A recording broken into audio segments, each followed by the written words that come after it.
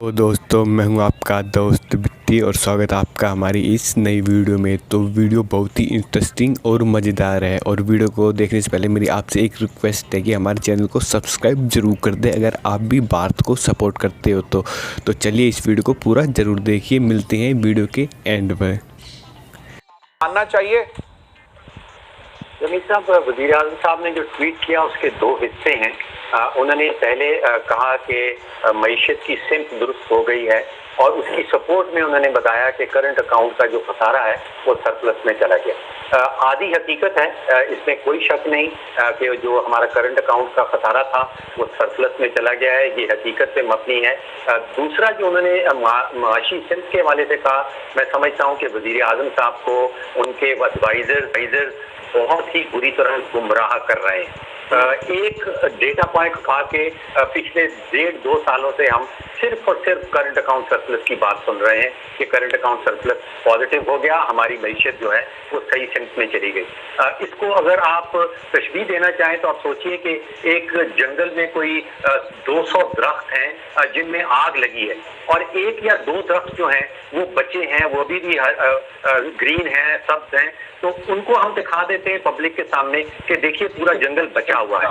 इस वक्त मईशत के अंदर एक आग का समा है और तकरीबन बहुत सारे के सारे दरख्त जो हैं उनमें आग का समा है, उनको आग लगी हुई है। जो मईशत दानों की बहस है उससे बालातर हो जाए। आप आ जाएं 22 करोड़ पाकिस्तानियों की बहस, वो ये कहते हैं कि आज से 2 साल पहले 35 रुपए किलो आटा मिल रहा था, आज वो 70-75 रुपए है। वो ये कहते हैं कि आज से 2 साल पहले 55 रुपए किलो चीनी थी, आज वो 115 से तजावज कर गई है।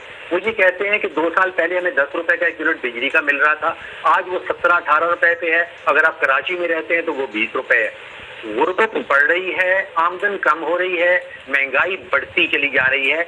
ये है 3 हकायक 22 करोड़ पाकिस्तानियों की मईशत। डॉक्टर साहब, अगर ये कहा जाए कि अब ये इंटरेस्ट रेट दोबारा बढ़ाने जा रहे हैं तो वो मजबूरी है क्योंकि इन्फ्लेशन रेट से नीचे तो रखा नहीं जा सकता इंटरेस्ट रेट।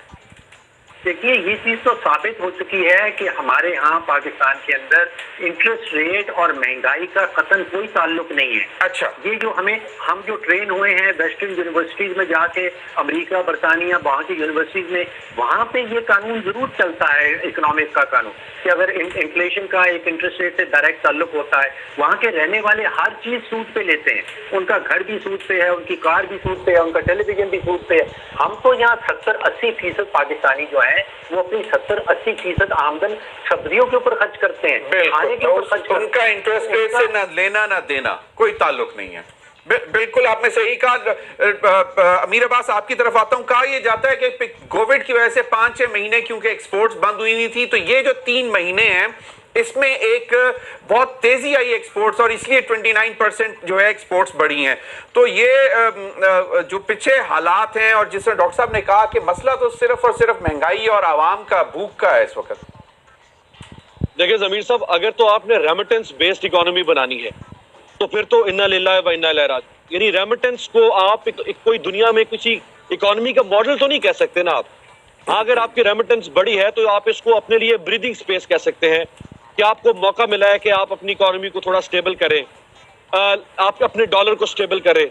असल इकोनॉमी तो है, वो तो ये है कि आप दुनिया में बेचते क्या हैं, आप पैदा क्या करते हैं, आप बनाते क्या है, आपकी प्रोडक्शन क्या है, वो कितनी वैल्यूएबल है, वो कितनी कॉम्पिटिटिव है दुनिया के अंदर, वो दुनिया में उसकी कोई हैसियत है या नहीं। या आप जो है वो बुनियादें, जुराबे और नाले बनाने के अलावा कुछ और दुनिया में बना के हाईटेक एक्सपोर्ट कर पाएंगे या नहीं कर पाएंगे, कोई वैल्यूएबल चीज को वैल्यू एडिशन कर पाएंगे या नहीं कर पाएंगे। ये है वो असल एक्सपोर्ट बेस्ड इकोनॉमी। उसके ऊपर तो अभी तक हमें कुछ नजर नहीं आया। अब जो ये कह रहे हैं कि जी ये कोरोना की वजह से 7-8 माह एक्सपोर्ट कम थी, चले मान लिया कि जी कोरोना की वजह से डिमांड भी बात, तो अब ये पुश मिला ना इन 3 महीनों में, फर्स्ट क्वार्टर में, तो अब नई फैक्ट्री कौन सी लगी है? मेरा तो सवाल ये है कि नई फैक्ट्री कौन सी लगी है? जो आप कोरोना खत्म हो जाता है तो आप क्या एक्सपोर्ट करेंगे? वही एक्सपोर्ट कर रहे होंगे और जो आप रॉ चीजें हुई है। वेरी राइट, कि रॉ मटेरियल कितना इंपोर्ट हुआ है फॉर एक्सपोर्ट ओरिएंटेड इंडस्ट्री, मतलब मशीनरी कितनी इंपोर्ट हुई, ये मैटर करती है। जो अमीर अब्बास ने कहा कि आप प्रोड्यूस क्या कर रहे हैं, जो हम प्रोड्यूस कर रहे हैं उसके लिए आवाम तरस रही है, चीनी और आटा। देखिए, 2 चीज़ें हैं। एक चीज़ तो आई थिंक डॉक्टर साहब भी एग्री करेंगे कि कोई 15, 16, 17 साल के बाद आपका करंट अकाउंट डेफिसिट सरप्लस में गया है। इस की अचीवमेंट के दो पहलू हैं। एक तो मैक्रो साइड पे अगर आप देखें तो वाकई ही इट्स अ बिग अचीवमेंट, और जो मौजूदा गवर्नमेंट कर रही है वो मैक्रो साइड पे बड़े अच्छे स्टेप्स ले रही है।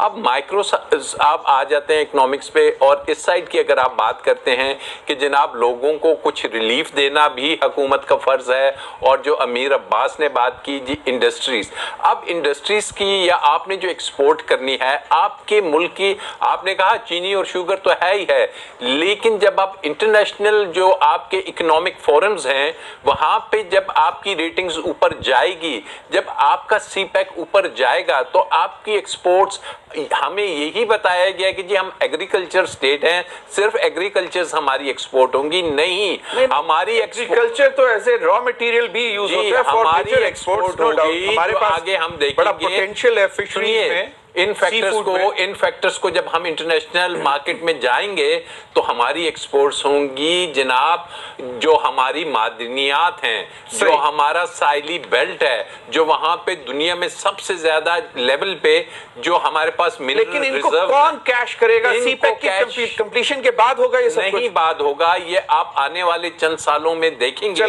कि आपकी रेटिंग्स जब अच्छी होती हैं वर्ल्ड इकोनॉमिक फोरम्स में, तभी आपका इंटरनेशनल आपने बिल्कुल सही कहा। देखिए ज़मीर साहब, मैं समझता हूँ कि हमारी सियासत जो है उसमें इतने खतरनाक किस्म के इख्लाफात पैदा हो गए हैं, यानी कि इतनी शदीद किस्म के इख्लाफात हैं कि ऑपोजिशन कुछ एक एक्सट्रीम पोजीशन ले लेती है, हुकूमती पार्टी दूसरी एक्सट्रीम पोजीशन ले लेती है, हमें नहीं पता कि असल बात क्या हो रह जाती है। नतीजा ये निकल रहा है कि मईशत का बेड़ा गर्क हो गया है। 22 करोड़ पाकिस्तानियों की निकल गई हैं चीखें।